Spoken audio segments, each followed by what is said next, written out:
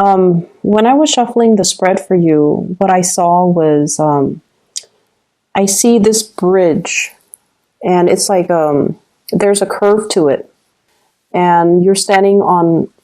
I don't know how to best portray this. So there's a bridge. You're standing on one side. You're waiting, and it feels like it's it looks like a Parisian. I'm hearing like maybe Paris, maybe like some big European countries, and you're wearing a scarf. It's cold, so you're wearing a scarf. You're wearing a big coat, and you're waiting for somebody. And you look, and the streets are deserted, and you look around and you look around, and they're not there. They're not coming. I don't feel like you're getting stood up. I don't feel that. I feel like you're waiting for somebody, and then you have no choice, but now you're going to cross the bridge to get over to the other side. So I feel like this imagery is about moving on with your life. Okay? We don't have any more excuses. The streets are empty. There's nothing here for us anymore. We have to let go, and we have to move on. And normally, Sagittarius people are always down to have an adventure, to see what's around the next corner, to explore new territories, and to explore new lands. But something has been keeping you very stuck. And I feel for many of you, this is an emotional attachment. It doesn't make sense. It doesn't have any rhyme or reason to it, because it's, emotions are very subjective. They're not supposed to make sense. But you have an emotional attachment to a person, a place, or a thing that's really kept you back, and it's preventing you from living out to kind of like it's somehow suppressed that sense of adventure within you. I hope that makes sense. You are always down to explore new things, to experience new things, and yet you're standing in front of this bridge, and the other side seems a lot more prosperous. There are carolers, there are people on the other side, there are lights, and I feel like you're not taking that. You're still waiting around. Like, is this situation going to get better? Are things going to change? If things change, I might stay where I'm at, rather than crossing over the bridge and explore what's on the other side. Okay? So along the same lines, the spread that is laid out here is largely about that. It's about you embarking on a new phase in your life, accepting the new opportunities that are coming in, and no longer holding yourself back with what ifs, with what should have been, with excuses that we kind of tell ourselves to not do something. I feel like you have been dealing with a person here. There has been lack of communication. And I feel like it's like two people giving each other the silent treatment. And I feel like it's a situation that escalated and got a little bit out of control. One person says something and it's supposed to be a joke, and the other person misinterprets and takes it the wrong way.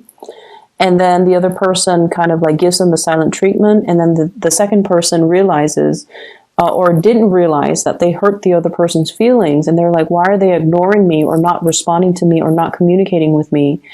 And they in turns give the other person the silent treatment. So you see where I'm going with this. Back and forth, misunderstandings that kind of got out of control, and then it created a silent treatment and lack of communication between two people.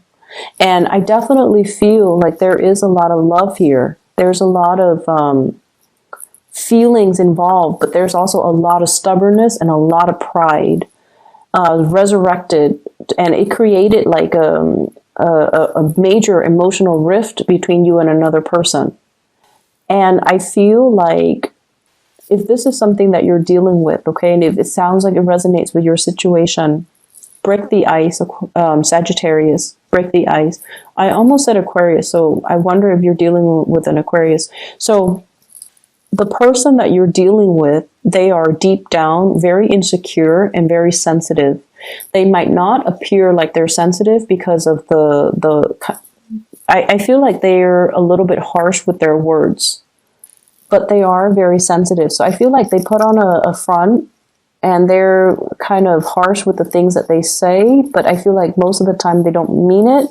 And deep down, they are very sensitive, and I feel like they might feel like you're being too blunt or you're being too mean, and so it might hurt their sensitivities, and then they kind of recoil. So I feel like that's how the situation got out of hand to begin with. Okay, we have here an end to a separation, so there is an opportunity this week to fix the situation. There's an opportunity as well for those of you who are estranged from a loved one, a crush, a relationship partner. There's definitely an opportunity to fix it. So what I have here is the Three of Swords. It's in the reverse, so it is a coming back together. And then we have here the Ten of Swords. This is an end to that separation. And you have a new beginning here. Ace of Pentacles. A brand new start, something that, an offer that is coming to you. And I feel like this is going to be something really good, Sagittarius. If you felt neglected, if you felt like you've been left out in the cold, if you felt like you were on that bridge, you know, waiting for the other person, waiting for the opportunity, waiting for whatever it is, waiting for the end to that silent treatment, you have to be the one to initiate, okay? You have to be the one to initiate the contact. You might need to be the one to kind of reach out, but I feel like it's going to be coming in for you. So you're not alone in this. The other person feels that way too. With the Ace of Coins, I feel like it is a new job. It is something new on the table for you. And it has the potential to grow, because what I have here is the Queen of Wands. It has the potential to grow. If you nurture it and cherish it and build upon it, it has momentous opportunities well, it's a giant opportunity that is given to you. So it's the seed of something. Once you plant it in the ground, once you nurture it, it has tremendous growth potential. So I feel like this is where you're meant to go and what you're meant to do. And yet I feel you juggling these choices. Should I go or should I stay? Should I take it or should I not? And it's clear that one choice definitely outweighs the other. One pentacle is bigger.